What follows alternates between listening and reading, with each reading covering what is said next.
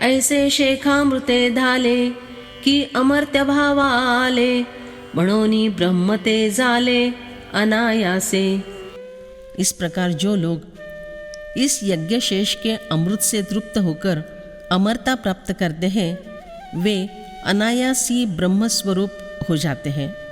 येरा विरक्ती माळ न घलीची, जे या संयमाग्नि सेवा न घडेची, जे योग या गोही न करीतीची, जन्मले सांते।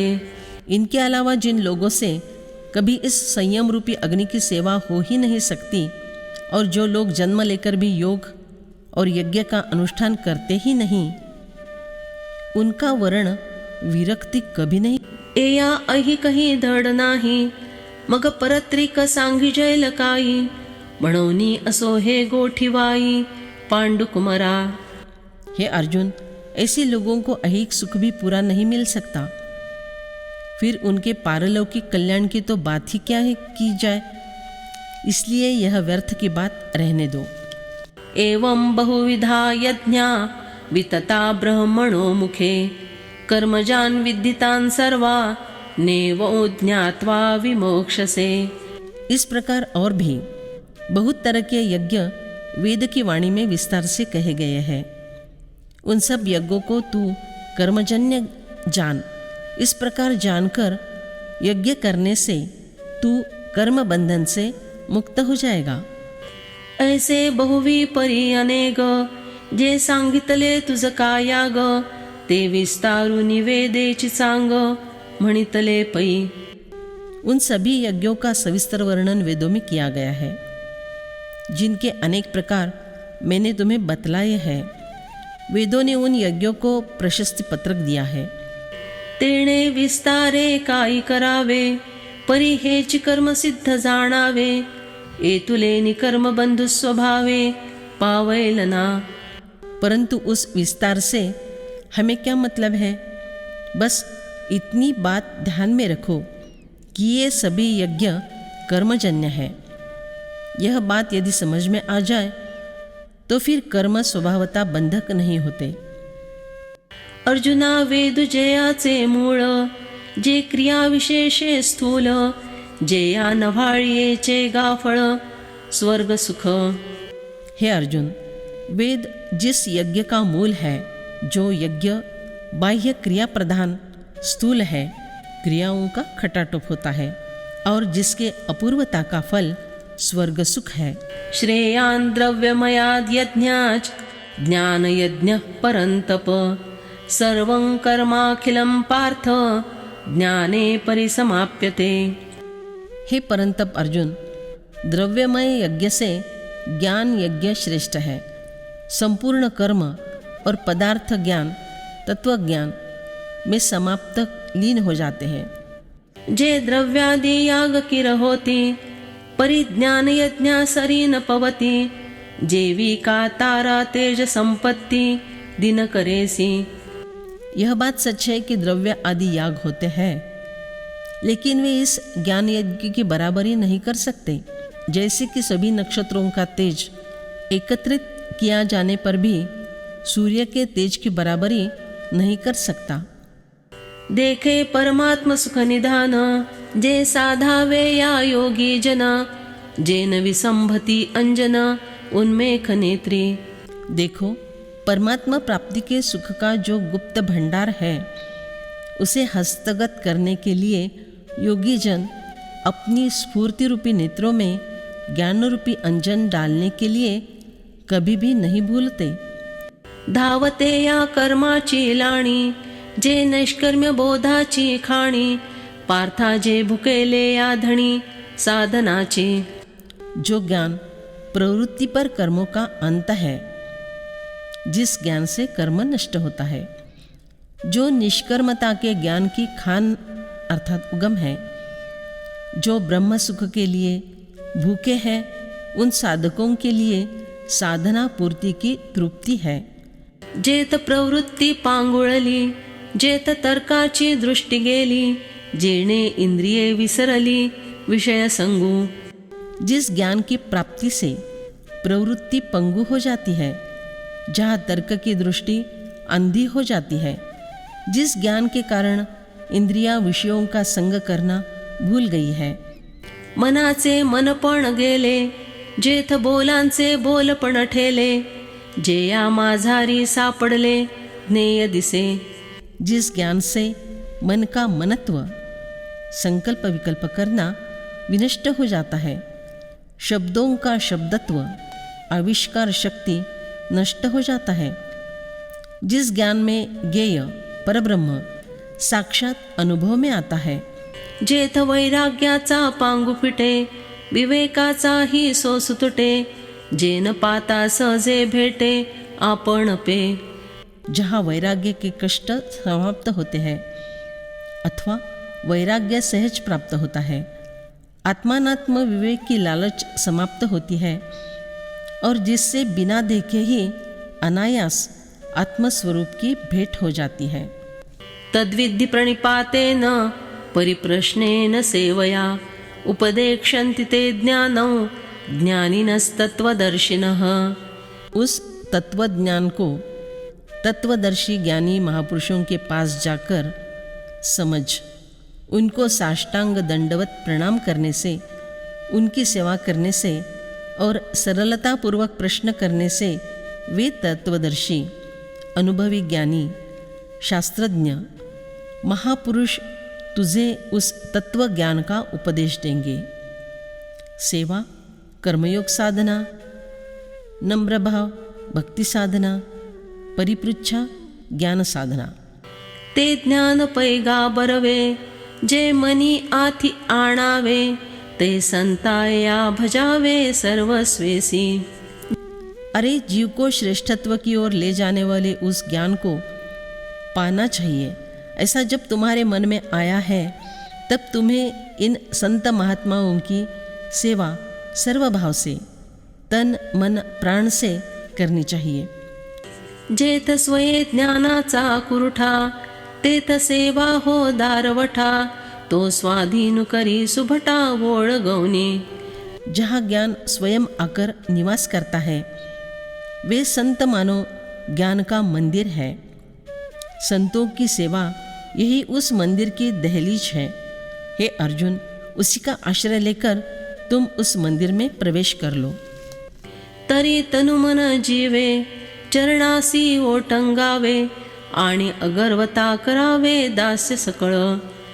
इसके लिए शरीर, मन और जीव भाव, इनके साथ संतों के चरणों में शरण लेनी चाहिए और अभिमान त्याग कर उनकी सर्व प्रकार से खूब सेवा करनी चाहिए. सर्वभावे दास झालो त्यांचा. मग अपेक्षित जे आपुले, ते सांगतील पुसिले, जेणे अंतःकरण बोधले संकल्पा नये. ऐसा करने से प्रसन्न हुए संतों को फिर हमें जिसकी अभिलाषा है, उस ज्ञान के संबंध में पूछने पर उसका वे उपदेश देंगे और आत्मज्ञान होने के बाद मन में फिर से संकल्प उत्पन्न ही नहीं होंगे. यज ज्ञात्वान पुनर्मोह मेव यास्यसि पांडव, येन भूतान्यशेषेण द्रक्ष्यस्यात्मन्यथो मयि. जिस तत्वज्ञान का अनुभव करने के बाद तू फिर इस प्रकार मोह को नहीं प्राप्त होगा. और हे अर्जुन, जिस तत्वज्ञान से तू संपूर्ण प्राणियों को निशेष भाव से पहले अपने में और उसके बाद मुझ सच्चिदानंद घन परमात्मा में देखेगा. जयाचे निउजवडे, जाले चित्त निधडे, परब्रह्माचे निपाडे, निशंकु होये. जिस आत्मज्ञान के प्रकाश से चित्त निर्भय बनकर परब्रह्म जैसा निर्विकल्प हो जाता है, ते वेळी आपणा सहिते, ये अशेषे ही भूते, माझ्या स्वरूपी अखंडिते देखसी तू. उस समय तुम स्वयं अपने समेत ये समस्त भूत निरंतर मेरे स्वरूप में देख सकोगे. ऐसे ज्ञान प्रकाशे पाहिल, ते मोह अंधकारू जाईल, जे गुरुकृपा होईल पार्था अगा. हे अर्जुन, जब श्री गुरु की कृपा से इस ज्ञान रूपी प्रकाश की प्रभात होगी, तब अज्ञान रूपी अंधकार नष्ट हो जाएगा. अपि चेदसि पापेभ्य सर्वेभ्यः पापकृत्तमः सर्वो ज्ञानप्लवेनैव वृजिनौ सन्तरिष्यसि। अगर तू सब पापियों से भी अधिक पापी है तो भी तू ज्ञान रूपी नौका के द्वारा निस्संदेह संपूर्ण पाप समुद्र से अच्छी तरह तर जाएगा। जरी कल्मशाचा आगरू तू भ्रांतीचा सागरू व्यामोहाचा डोंगरू होऊनी अससी। यदि तुम चाहे पापों की खान, मोह का सागर और मूढ़ता का पर्वत ही क्यों न हो, तरी ज्ञान शक्तीचे निपाडे हे आगवेची ठोकड़े ऐसे सामर्थ्य से चोखड़े ज्ञानी ये। तो भी आत्मज्ञान की शक्ति की तुलना में ये बातें अत्यंत तुच्छ ठहरती है। ऐसी इस ज्ञान की सामर्थ्य प्रभावी है। देखे विश्व संभ्रमा ऐसा जो अमूर्ताचा कडवसा तो जयाचा प्रकाशा पुरे चिना। देखो अमूर्त परम तत्व की जगदाभास रूपी जो प्रकाश किरण है वह भी इस ज्ञान प्रकाश की तुलना में कुछ भी नहीं है। ज्ञान होने के बाद जगदाभास नष्ट हो जाता है। ते या काईसे हे मनोमळ हे बोलणेची अतिकिडाळ नाही येणे पाडे ढिसाळ दुजे जगे। फिर ऐसे प्रभावी आत्मज्ञान के सामने मन के दोषों की बात ही क्या है। और तो क्या इस तरह से तौलना ही गैर बात उर्था आरोप है, क्योंकि ज्ञान के मुकाबले में मन का मैल जैसी कमजोर वस्तु इस संसार में कोई और दूसरी नहीं है। यथे धांसी समिद्धोग्निर भस्मसात् कुरुते अर्जुन ज्ञानाग्निः सर्वकर्माणि भस्मसात् कुरुते तथा। हे अर्जुन, जैसे प्रज्वलित अग्नि ईंधन को सर्वथा भस्म कर देती है, ऐसे ही ज्ञान रूपी अग्नि संपूर्ण कर्मों को सर्वथा भस्म कर देती है। सांघे भूतत्रयाची काजळी जे गगना माझी उधवली तिये प्रळीची ये वाहुटळी काई अभ्रपुरे। बताओ तो, जिससे पृथ्वी, आप, तेज इन 3 महाभूतों की धूल जब आकाश में उड़ाई जाती है तब उसे प्रलय काल की आंधी कहते हैं। उस आंधी के सामने साधारण बादल क्या ठहर सकते हैं? की पवनाचे निकोपे पाणीयेची जो पळीपे तो प्रळयानळू दडपे तृणे काई। अथवा जोरों से चलने वाली वायु से प्रज्वलित प्रलय काल की अग्नि जो स्वयं प्रत्यक्ष पानी को भी जला डालती है अथवा पानी की सहायता से अधिक ज़्यादा भड़कती है, वह अग्नि क्या कभी घास फूस से दबोच ली जा सकती है? नहि ज्ञानेन सदृशं पवित्रमिह विद्यते तत्स्वयं योग संसिद्ध कालेनात्मनि विन्दति। इस मनुष्य लोक में ज्ञान के समान पवित्र करने वाला निस्संदेह दूसरा कोई साधन नहीं है। जिसका योग भलीभांति सिद्ध हो गया है वह कर्मयोगी उस तत्वज्ञान को अवश्य ही स्वयं अपने आप में पा लेता है। म्हणोनी असो हे न घडे जे विचारिता असंघडे पुढती ज्ञानाचे निपाडे पवित्र नसे। इसलिए ठीक तरह से विचार किया जाए तो यह कहना एकदम असंगत है कि इस आत्मज्ञान से पाप नष्ट नहीं हो सकता। फिर इस संसार में ज्ञान से बढ़कर और कोई पवित्र चीज भी तो नहीं है। एक ज्ञानची उत्तम होये आणिक येथ तैसे के आहे तरी सांघे चैतन्य का नोहे दुसरे गा। अरे बताओ तो कि यह ज्ञान ही एक सर्वोत्तम है, इसलिए क्या इसके समान और कोई दूसरी वस्तु हो सकती है अथवा जिसकी तुलना चैतन्य के साथ की जा सके? ऐसी और कोई दूसरी वस्तु चैतन्य नहीं है।